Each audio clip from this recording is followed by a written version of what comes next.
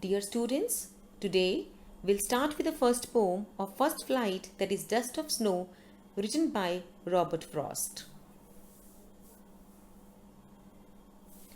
Dust of Snow is a beautiful poem, though the poem is very brief and consists of 8 lines only, but it has a deeper and significant meaning.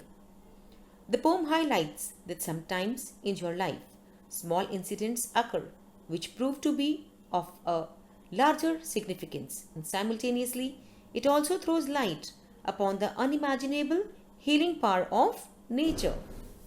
The poem goes like this. Dust of snow. The way a crow shook down on me, the dust of snow from a hemlock tree has given my heart a change of mood and saved some part of a day I had rued. In the poem, we'll see that the poet is very upset in the beginning, but a small incident of falling of snow changes his mood, and in the end, he feels relaxed and thankful to the nature for saving his day from being wasted. So students, let us start with the first verse of the poem. The way a crow shook down on me the dust of snow from a hemlock tree. What is a hemlock tree? A poisonous tree with small flowers on it. Here, the poet describes a simple natural happening when one day in the winter season he was on the way. He was walking by a tree, a hemlock tree, which is a poisonous tree. As he passes by, a crow happens to throw some snow dust on him. Here dust is not related to the dirt. Here dust means the powder. The powder is snow. Here we see that the poet has uses some agents of nature that are signifiers of sadness and gloom. For example, the poet speaks of the crow, which is black and often considered as a symbol of death and ill omen, that is, symbol of doom. Then we have dust. Dust reminds us of nothingness, hence it becomes another ill omen, and this also indicates bad luck or something terrible. Finally, the hemlock tree.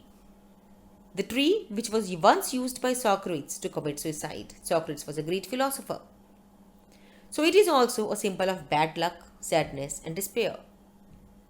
The poet here very cleverly uses all these images to show that this day was quite bad and just a waste, as he was stuck among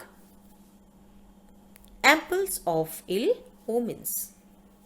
Now students, before I move to the second verse, let us see what are the literary devices which are used here. First of all, let us discuss about the rhyming scheme.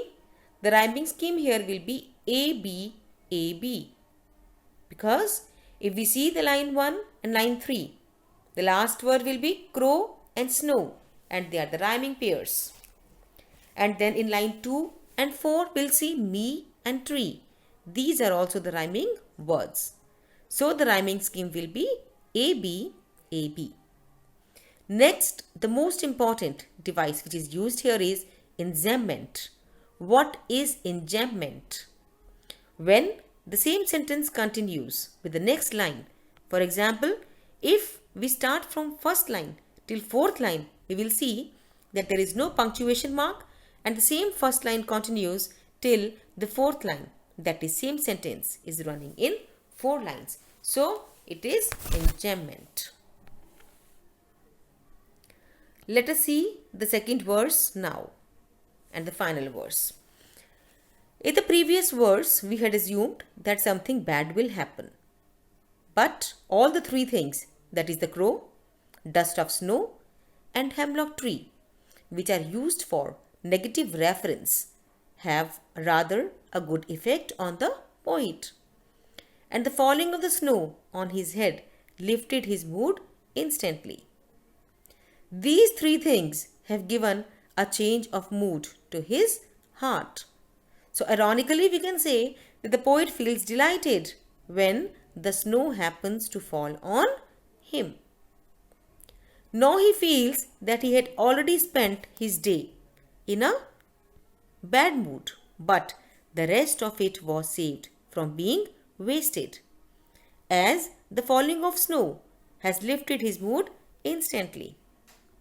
The poet conveys the message that sometimes in our life, even the inauspicious things can bring joy and happiness. So, one must not take these things for granted and should be open and accept whichever way the nature chooses to bless us. So, students, theme, reference to context, question answer.